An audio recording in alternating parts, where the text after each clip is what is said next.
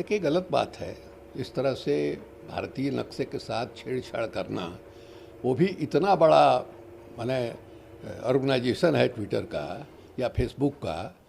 इन लोगों के पास अपार साधन है और इतना साधन होने के बावजूद इस तरह की साधारण किस्म की गलती जो है कैसे हो जाती है, ये चिंता का विषय। इसके पहले भी मैंने ऐसा हुआ है, कोई नई बात ये नहीं है। इसके पहले भी नक्शा के साथ हमारे छेड़छाड़ हुआ है, वापस लिया है, ठीक है, लेकिन जो गलती हुई है इसके लिए उनको खेद करना चाहिए। और देखिए, इतना बड़ा संगठन है कि जो हमारे मंत्री हैं रविशंकर श्रीवास्तव जी, मैंने उनका भी ट्विटर अकाउंट कुछ देर के लिए बंद कर दिया गया।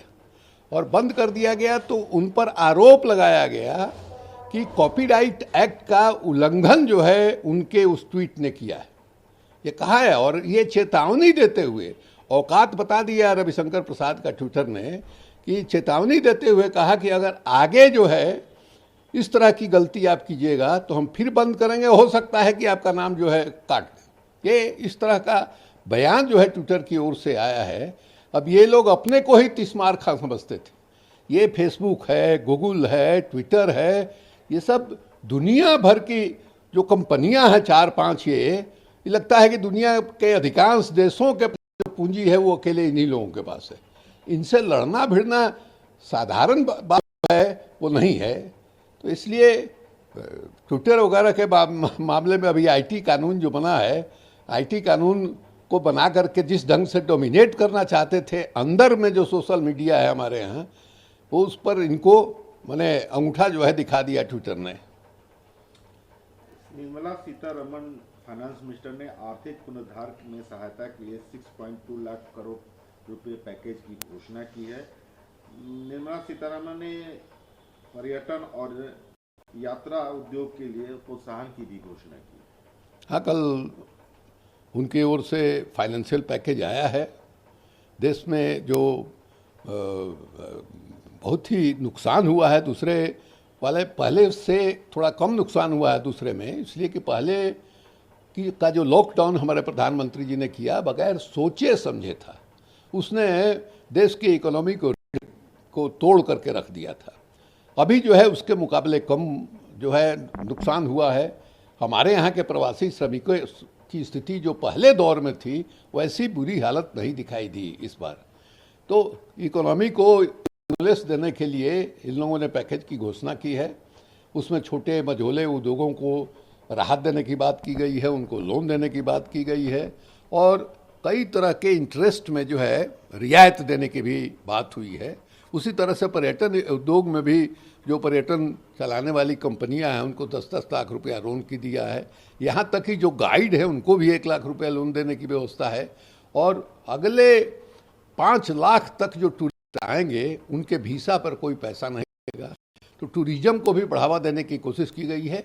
अब देखना है कि इसका नतीजा क्या निकलता है। लेकिन एक बात सरकार ने ध्यान नहीं रखा है कि जो किसानों का आंदोलन चल रहा है पिछले 7-7.5 महीने से, उसके बारे में ये सरकार बिल्कुल मौन रही है। और इससे ऐसा लगता है कि खेती के साथ जुड़ी हुई हमारे देश की जो 70-75 करोड़ आबादी है उसके प्रति संवेदना शून्य है यह सरकार। जम्मू कश्मीर में एयरफोर्स बेस कैंप पर आतंकी हमले के बाद 2 ड्रोन जो हैं मिलिट्री एरिया के ऊपर मंडराते देखे गए, लेकिन सेना के जवानों ने उसे खा दिया। देखिए, कश्मीर का मामला जो है बहुत अजीब तरह का है। इन लोगों ने जब 370 ख़त्म किया तो उसके बाद इनका दावा था कि इससे आतंकवाद जो है रुक जाएगा। उसी तरह से आपको याद होगा कि जिस समय नोटबंदी हुई थी उस समय भी ये कहा गया था कि आर्मी पर और पैरामिलिट्री फोर्स पर जो पत्थर फेंकने वाले लड़के हैं उनको पैसा मिलता है, और नोटबंदी के बाद उनको उनका पैसा जो है का स्रोत जो है सूख जाएगा और ये बंद हो जाएगा। लेकिन ये तो उल्टी बात हो रही है। ये पहली दफ़ा ऐसा हुआ है कि मैंने ड्रोन का इस्तेमाल जो है किया गया है। और एक दफ़ा नहीं, कई दफ़ा ड्रोन का इस्तेमाल हुआ है। उससे हथियार गिराए जाते हैं, उससे मैंने संवाद स्थापित करने वाले यंत्र जो है गिराए जाते हैं। और ये दूसरा जो ड्रोन आया उसने जो गिराया है वो बहुत सोफिस्टिकेटेड किस्म का विस्फोटक था। तो ये चिंताजनक बात है। और आप जो है देश की उस इलाके की जनता को भरोसा में लेकर के ही आप वहाँ शांति स्थापित कर सकते हैं या पाकिस्तान के कारगुजारियों पर आप रोक लगा सकते हैं। उनको दुश्मन की तरह ट्रीट करके, घाटी के लोगों को और बाकी लोगों को दुश्मन की तरह ट्रीट करके आप जो है उस इलाके में आतंकवाद का मुकाबला करने में आपका पसीना छूट जाएगा। राज्यपाल धनखड़ भ्रष्ट हैं। 1996 हवाला जैन केस में चार्जशीट में उनका नाम था। ममता बनर्जी ने यह आरोप लगाया है। देखिए, बंगाल में गवर्नर साहब, लाट साहब और हमारी प्रधान एवं वहाँ के मुख्यमंत्री के बीच जो युद्ध चल रहा है वो सारे सीमा का अतिक्रमण कर गया है। अब गवर्नर साहब जो है मैंने नॉर्थ ईस्ट में गए, वहाँ मैंने जो उत्तर का है बंगाल का, दार्जिलिंग वगैरह वाला, वहाँ से काफ़ी विश्राम करने के बाद लौट के आए तो उन्होंने सीधे सरकार पर भ्रष्टाचार का जो है आरोप लगा दिया कि वहाँ जो है हिली एरिया के लिए जो मैंने अलग से काउंसिल बना था उसमें भारी घोटाला हुआ है और एक ढंग से सरकार पर उन्होंने ये आरोप लगाया। जवाब में ममता बनर्जी ने भी आरोप लगाया। इनका कहना था कि हम ऑडिट कराएंगे, ममता बनर्जी का कहना है कि भाई सरकार, हमारी राज्य सरकार जो है ऑडिट करा चुकी है, इसमें दूसरे ऑडिट की क्या ज़रूरत है। तो ये दोनों तरफ से चल रहा है और ये पहली दफ़ा हमको लग रहा है, ऐसा हमारे स्मृति में तो नहीं है दूसरा कोई उदाहरण, कि मुख्यमंत्री ने गवर्नर पर भ्रष्टाचार का ऐसा आरोप जो है लगाया है। अब इसमें वो कह रहे हैं कि नहीं साहब, हवाला कार्ड में हमारा नाम जो है चार्जशीट से गया था, ये कह रहे हैं कि नहीं साहब चार्जशीट में गया था और अदालत में पिटीशन डाल करके आपने उसको निकलवाया। अब देखिए किस तरह केंद्र सरकार को हस्तक्षेप करना चाहिए। और भारतीय जनता पार्टी चुनाव हार गई है तो बंगाल को दुश्मन राज्य की तरह जो है वह व्यवहार नहीं करना चाहिए और गवर्नर पर या तो आइए या उनके व्यवहार पर रोक लगाइए। जम्मू कश्मीर में धर्मांतरण कानून लाने की मांग की गई है। कहा गया है कि सिख नेताओं ने कहा है कि घाटी में जबरन धर्म परिवर्तन करके विवाह कराया जा रहा है, इसका विरोध किया है और 1 महीने बाद सिख लड़कियों को जबरन धर्म परिवर्तन पर सवाल खड़े किए। देखिए, ये बड़ा ही संवेदनशील मामला है और इसमें भी कोई संदेह नहीं है कि जबरन भी धर्म परिवर्तन होता है। इसमें भी कोई संदेह नहीं है कि अपनी धार्मिक पहचान को छुपाते हुए लोग जो है लड़की को झांसे में रख करके शादी करते हैं, इसमें भी कोई संदेह नहीं है।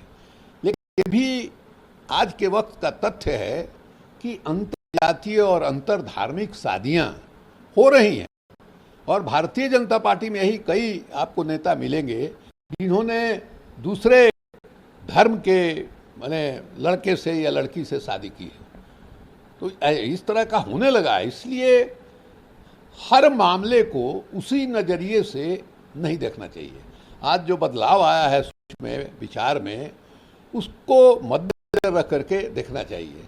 अब वहाँ जो है जो लेफ्टिनेंट गवर्नर है मनोज सिन्हा जी, एडवाइजर है रैना साहब, उन्होंने 2 माने तरह की शादियों के बारे में कहा है कि भाई उनका जो धर्म परिवर्तन है वह भी कानूनी है और जो शादी का कागजात है वह भी कानूनी है। अब इस मामले में हम क्या कर सकते हैं, ये उनका बयान आया है। तो ये जहाँ गलत हो रहा है वहाँ उसका विरोध होना चाहिए, लेकिन जहाँ 1 नंबर से हो रहा है उसको, उस परिवर्तन को आपको स्वीकार करना पड़ेगा। नरसिंहा राव के हैं एनडी सुभाष, उन्होंने कहा है कि कांग्रेस ने नरसिंहा राव की पर नहीं, ये गलत है, ये गलत है। कैसे आप भूल जा रहे हैं भाई? नरसिंह राव ऐसे प्रधानमंत्री हुए जिनके समय में देश की अर्थव्यवस्था जो है पूर्ण रूप से बदल गई और एक युग का, नए युग की शुरुआत हुई, ऐसा लोग जो है मानते हैं। अब उनको जो है आप इस तरह से नकार देते हैं, बल्कि उनका जो मैंने इंतकाल हुआ था उस समय भी उनके डेड बॉडी को कांग्रेस AICC के दफ्तर में ले जाया गया था। उनके पोते ने इस पर भी ऐतराज उठाया था। तो इस बात का ध्यान रखना चाहिए कि कांग्रेस पार्टी को कि सिर्फ एक ही एक ही बार ऐसा हुआ कि परिवार के बाहर के आदमी जो है पहली दफ़ा वहाँ बने, वो भी एक उसके पीछे जो ट्रेजिक कांड हुआ था राजीव गांधी की हत्या के बाद, तब जो है वो बने थे। तो एक जो न्यूनतम मान है वो तो बिल्कुल चाहिए।